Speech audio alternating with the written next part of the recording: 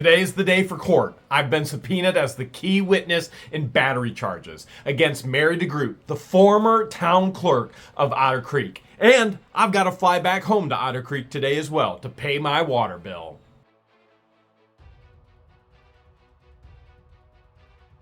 Regardless of Mary's gender, regardless of her age, regardless of anything that encompasses who Mary is, no government official should ever place their hands on the people or anyone that they have been voted in or hired in to serve. This is absolutely not okay what Mary did. If she would have called you and would have said, Jeremy touched me, I would have spent the night in jail last night. The law is the law is the law for everybody. Mm-hmm. So yes, absolutely, she should be held accountable to the law. If you have not watched any of my videos, you have no idea what these people have done to me. And I'm sick and tired of it. And so I'm at a point of keeping them accountable to everything. So yes, absolutely, I think she should go to jail. What if Mary did this to a police officer? If she placed her hands on a 46-year-old police officer and pushed him out of town hall, do you think Mary would have still had charges? You know the answer, I know the answer. The answer is absolutely yes. What if I would have placed my hands on Mary? Do you think that Mary would have pressed charges? The answer is absolutely yes. By Mary's own words, everybody in the town should be treated equally. That's it. And you should be treated just like everyone else is. The reality is, Mary has not only not treated everybody equally, then claims she's a victim of unfair treatment.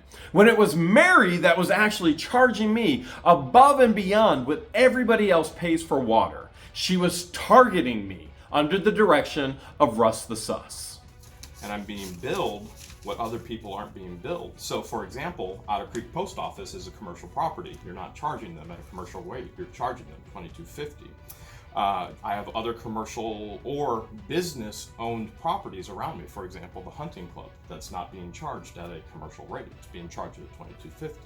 So why am I, as a resident of Otter Creek, being charged $50 for something that just out of the blue you guys pulled and went, okay, I'm going to charge them $50?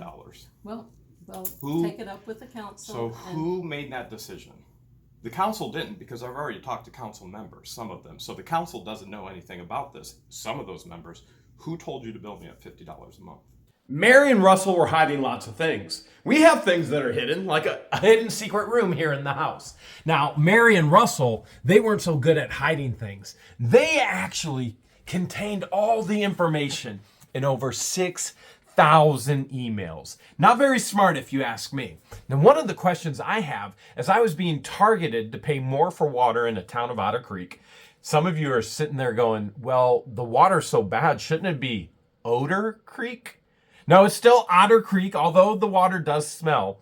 Everybody wants to know, well, was Russell paying full amount on his water bill? Was Mary paying full amount on her water bill? What about Don the Con? Was he paying the full amount of his water bill? Well, here's what I can tell you.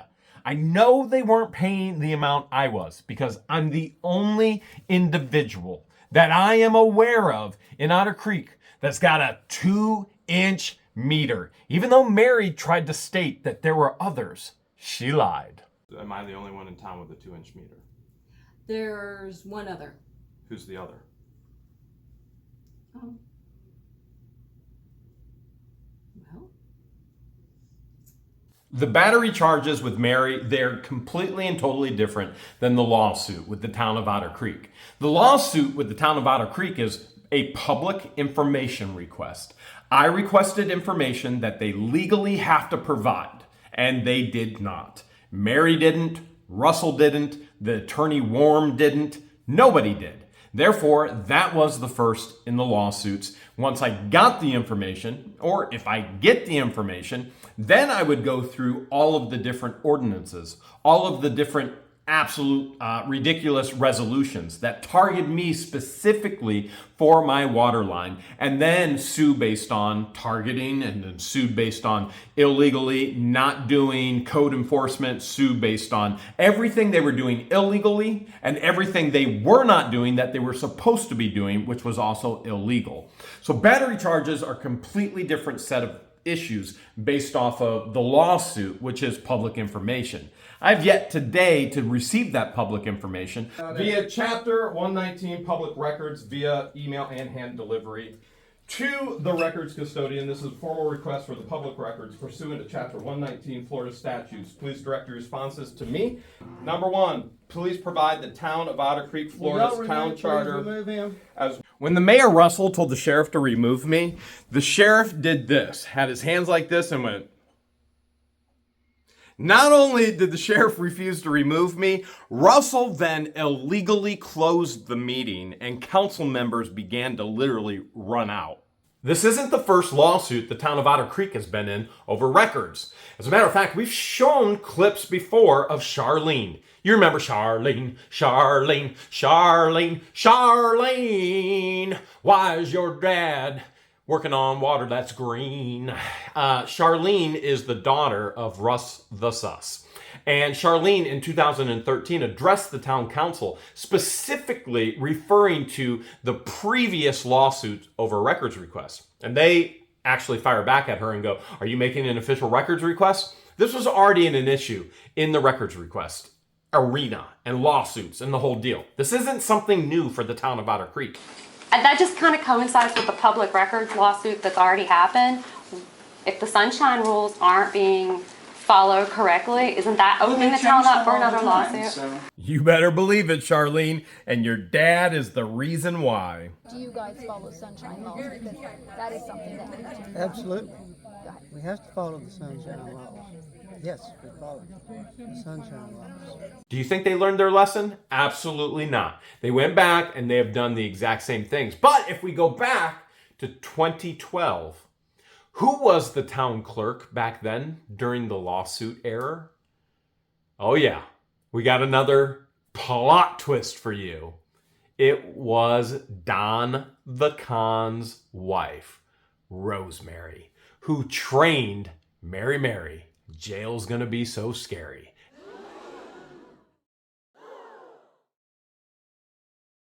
So does that mean Rosemary is going to be found liable for some of these issues as well? Remember, Rosemary served in that era years ago, 10 years ago. It's Mary, Russ the Sus in this era. And Don the Con, yeah, I have no doubt he knew of all of these things going on. He likes to play dumb. Some of you right now are thinking, but Jeremy, he is. Some of you are even thinking, well, if they all go to jail, Jeremy, will you go and visit them in jail? I want to be clear, the end-all goal is, and I am not shy about this, my end-all goal is Russ the Sus is in jail, Mary's in jail, Laura Mott is in jail, and Don the Con, and anybody else who's been involved in this corruption. This is not okay on any level of any government. When you're doing this to the people who are paying you, when you're doing this to the people who are actually voting you in office, and you behind the scenes are collaborating and you are collusion against them, not okay. You're stealing. That's what it comes down to, stealing. Will I visit them in jail if they go to jail? Hells yes! Are you kidding? George and I will be there with cameras. We'll ask them all kinds of questions. And what's Don gonna do? Were we all bamboozled? Did we just all get duped? I didn't see this coming. Plot twist. The bills and the paper. People keep asking us, Jeremy, why not just move? Why not get out of there? I would never put up with that. Okay, so number one, why do we live in Otter Creek? We picked Otter Creek based on its geographical location. We wanted to be next to the Gulf. We go over to Cedar Key, we see pods of dolphin. We love it. It's very peaceful, very relaxing. We have one of the most beautiful nature environments that we get to go hide in and live in and do whatever we want on 75 plus acres now that we own in Otter Creek. Hopefully a whole lot more coming up across the street, anywhere. We'll just buy the property up and we'll clean it up. If the others won't, we will. So why Otter Creek? Why even live there? It's an amazing place. And others want to know, why would you stay? Because there are precious, precious people. The nice thing is eventually through the legal process, we'll be able to just wipe all the stains away, throw it in the toilet, do a little flush. You know what? Ultimately, we're going to flush the Russ. Russ the Sus might have been at home sleeping for all we know at the last town hall meeting. What we do know is he didn't show. And what we do know is nobody's seen him since. But the world wants to know, how many meetings can he miss before he's removed?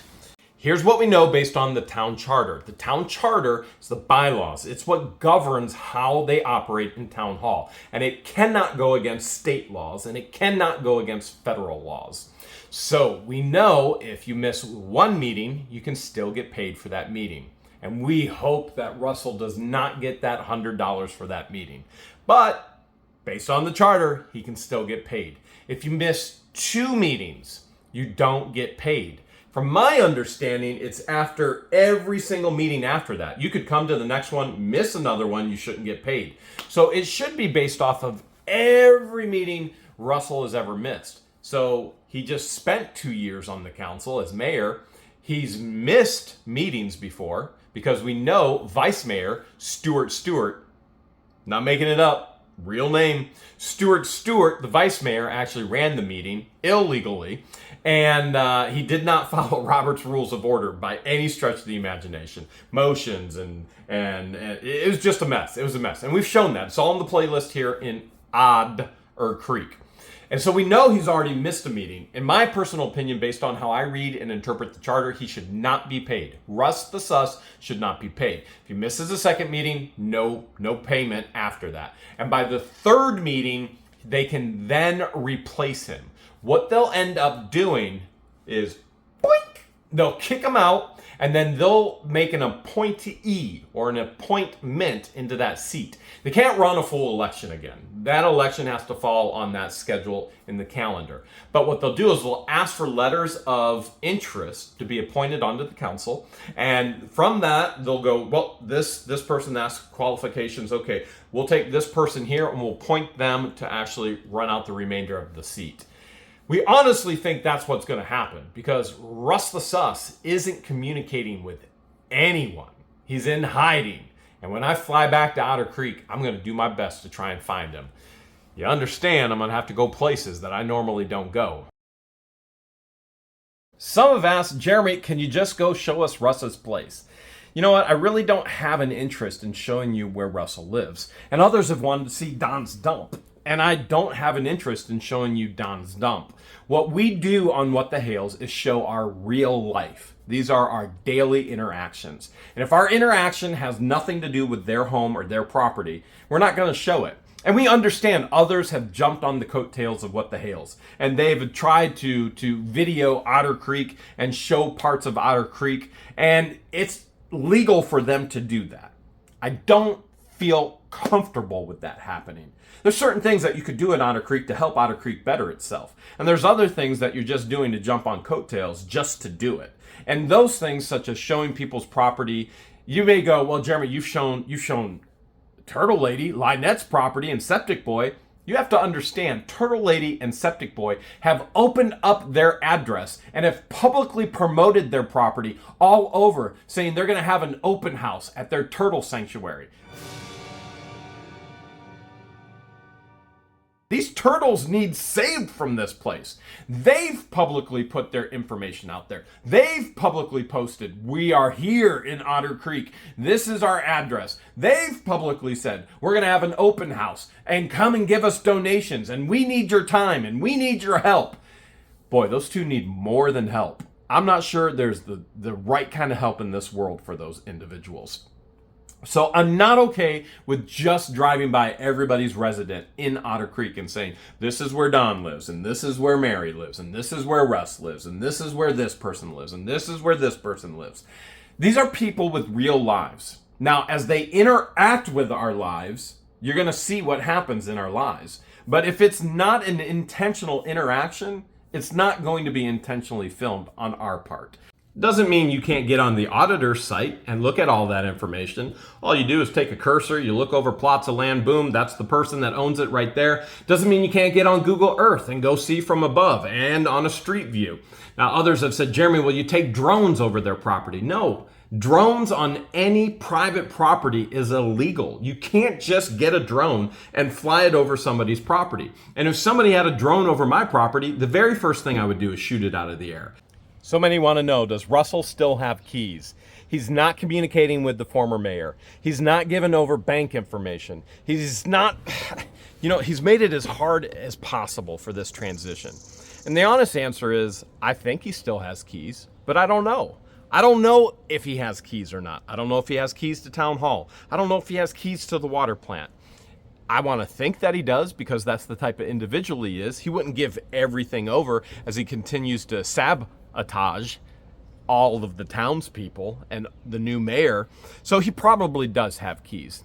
Now, I don't know that anybody has caught him in any situations right now where he shouldn't be, such as Town Hall.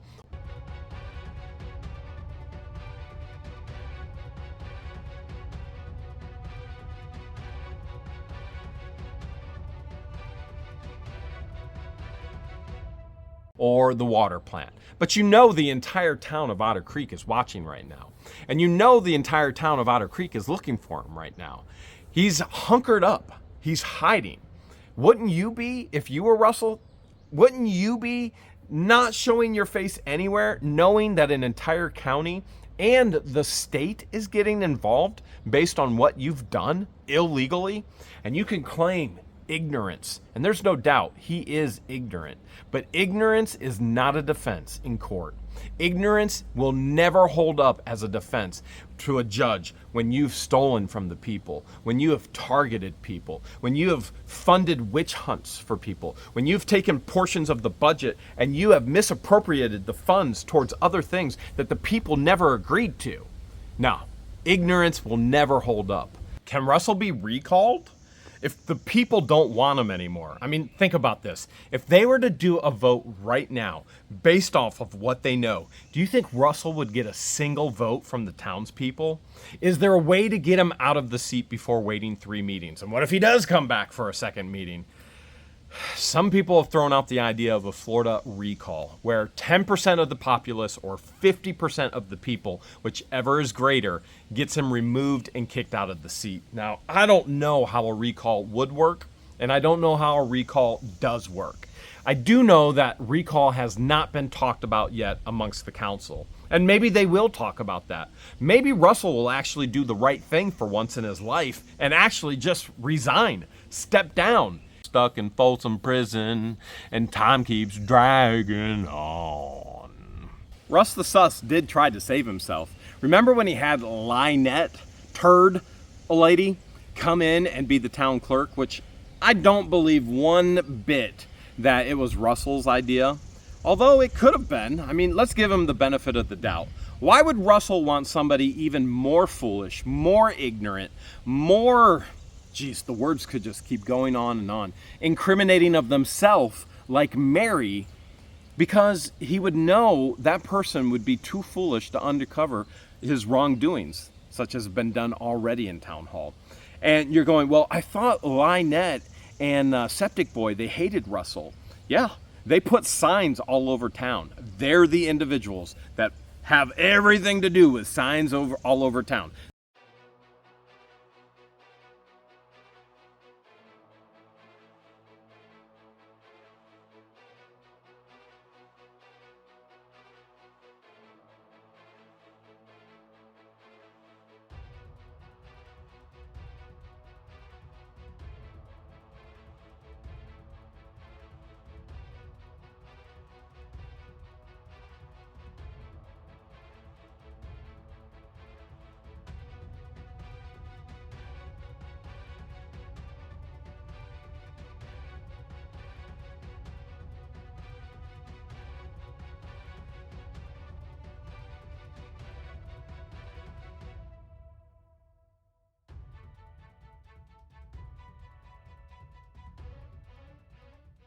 They put signs all over town. They put it in the public meeting spots. They put a huge sign in their yard on a 4x8 sheet of plywood. These fools, complete and total fools, don't understand how to do things appropriately. As a matter of fact, all they do is make things worse for themselves. And so they went on and on and on about all of their hate and mistrust of Russell, Stewart, Captain Dan Shannon, Mary. They posted it all over Facebook over and over and over again, probably causing all kinds of stress for Mary. Frankly, that's probably the root of Mary's actual stroke. It's them. It's Lynette. Lynette did it to Mary. Septic Boy did it to Mary, right? Because they want to say that I did it to Mary. Well, I would think that a year of them beforehand would probably have a little bit to do with it. The reality is Mary's done it to herself. And Russell definitely wants to cover his tracks, all the wrongdoing and what's done. But everything can't be covered up forever. Even with Lynette and Septic Boy. Boy, my goodness, we have had every single family member reach out to us and tell us everything about them. They have burnt every relationship in their life.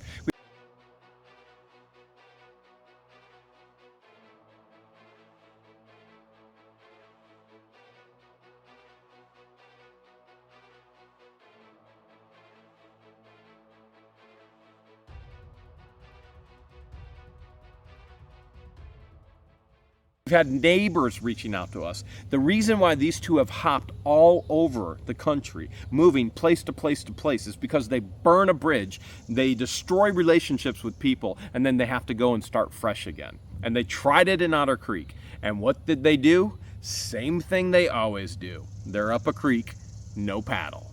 Lots of turds, though. You think I can hit the tree? Go for it. Got it. I got it. We never needed a clerk in there anyway. So when Lynette was in there at Russell's request, whether it was Russell's request or whether it was Lynette just trying to wiggle and worm her way in, you didn't need it. Think about this. Mary never took meeting minutes, ever. She never did. She was sitting at a laptop with Attorney Warm, and she was never typing. She never did any of that. There was always a cassette player that recorded everything, and then Mary's job was to afterwards go ahead and type all those minutes up. So why would we have ever needed a clerk to be there for the minutes anyway? Because I'm Ain't no clerk, ain't no show. pretty sure there's a ton of minutes that are missing from months of meetings ago. In other words, Mary waited months and months and months and months to actually type these things up, and there's some that aren't even typed up. So why did Russell say he didn't cancel the meeting because of an emergency, and then said, wait, hold a second, I'm pretty sure it was, there ain't no clerk, there ain't no show, when the clerk was never doing the meeting minutes in the first place? Or she did, it was months and months and months later. All those minutes could have been typed up later by a new town clerk that would have been hired based off of a job description that should have been legally posted. But guys, you know what Russ the Sus didn't do, right? He never ever posted the job description. Town Hall's shut down for 2 months. 2 months, not once did he post that job description. I'm not even to the point of thinking that he would even know how, whether he has the capability or the competency. Now, if you remember in one of the meetings, I told him he's the most incompetent person I've ever met. I've traveled the world, and I mean it. How could you not go ahead and actually put that job description in the paper immediately, the day after you have no town hall clerk? And yet, 2 months, locked doors, no job description posted, because there ain't no clerk, there ain't no show. But we know our new mayor is getting the job done. As a matter of fact, as soon as it is posted, and I'm sure she's going to want to refine it and have the details to where it needs to be for the actual job, not just one of these copy and paste things that Russ and Mary did all the time. I'm sure we'll be able to share that with you. And when we do, if you have an interest, hey, Otter Creek needs you. You want to go for a bike ride today before I leave? I got to get on the road soon. I do have to get on the road soon. But before I do, I want to visit the she shed one more time. The she shed, the place where magic happens. Otter Creek, magic happens too. Magically, overnight, we have locks on our fire hydrants. And now that we've shared all of the issues with the town water, that in 10 minutes, if we have a fire, the town's water is depleted. Completely and totally depleted. People are going, well, Is that maybe why Russell put the locks on the fire hydrants in the first place? Well, we do know that the fire hydrants went in with a grant, okay? So you have this up-to-date fire hydrant system. It went in with a grant. I'm not sure why you would actually pump treated water through it. I think I would have designed it differently to where treated water did not pump through that it was pumping directly from a well. But there's probably not enough pressure, to be honest with you. You'd have to have a holding tank, and that means more money, and that means so many different things. I'm about on my way headed back to Otter Creek. I know you guys want to see the actual fire truck that Don bought for $500 untarped. I'll tell you what, I'll show it to you. When I get back to Otter Creek, I gotta see, are these locks finally off the fire hydrants? About time for me to show up for court with Mary. Let's phone in. They're giving me the option this time of phoning in instead of being there in person. I told them, I'll fly, I'll be there. They said, no, just call in. Let's get on the phone with the courts. I've been subpoenaed.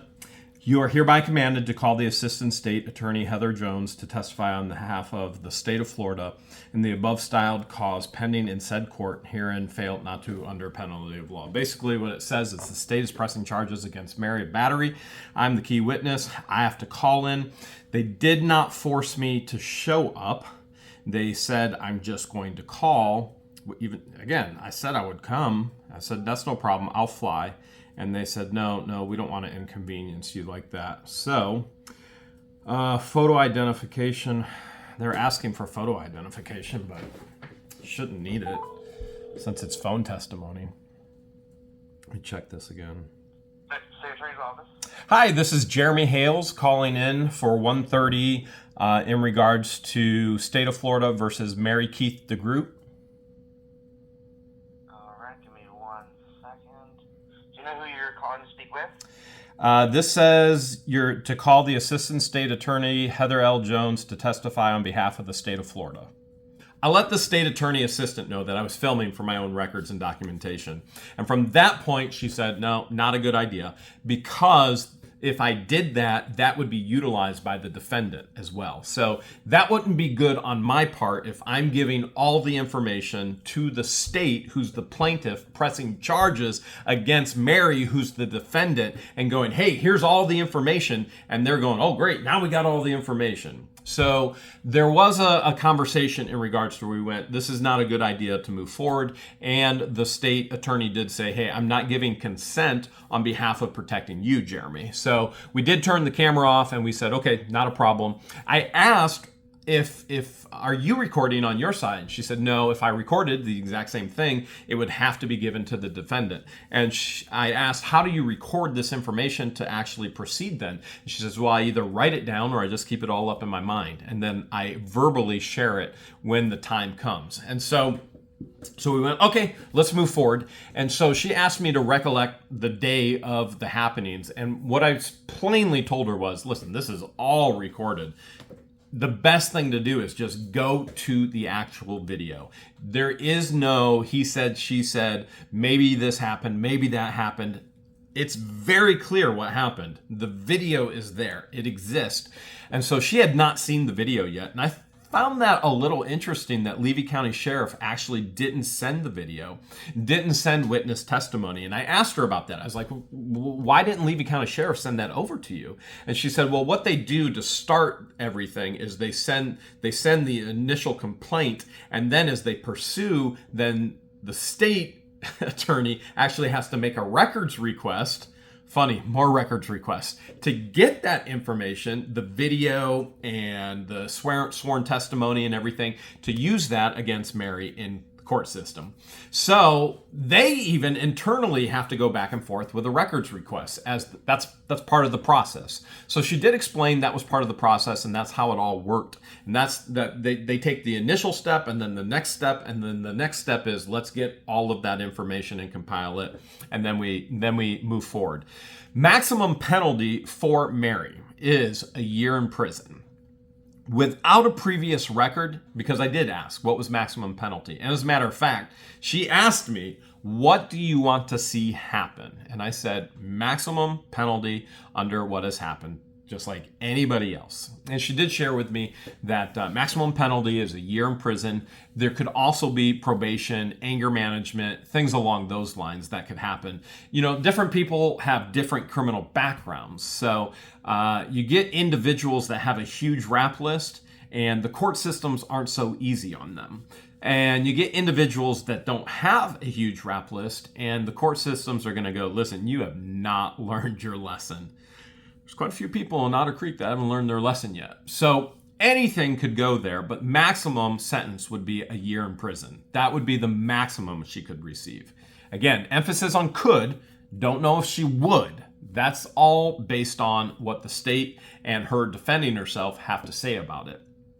In regards to when I'm going to hear what actually happens, it could be anywhere from a few weeks to, if it takes a little bit longer, it could be a few months. So we won't have a full answer of what's happening with Mary until well down the road, especially when we're in the process of, this is where it's going to get interesting. So we have a lawsuit based on records request, and who are the key subpoenaed witnesses? It's going to be Russell Meeks, but even more key, it's Mary DeGroot. So let's say Mary DeGroot actually gets a jail sentence. Let's say, okay, hypothetically, Mary gets a jail sentence and she's in jail for a year. Then how do we subpoena her as a witness in the lawsuit for records? Now, I'm not saying Mary will get a year. I'm saying if this is a situation. If Mary gets a year in jail, she's the key witness in the records lawsuit. Man, things are getting just oddly out of control here. And Don the Con, I don't use that word often. As a matter of fact, I can't remember the last time I've used that word, but now I'm using that word. Odd. Like this is like Twilight Zone odd. Like Mary's busted for battery.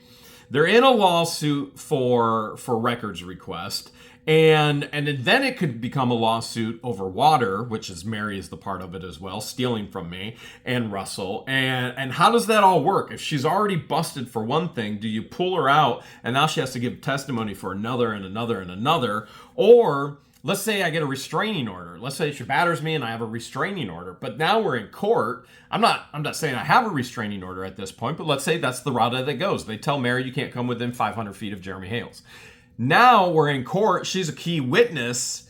She's going to be subpoenaed.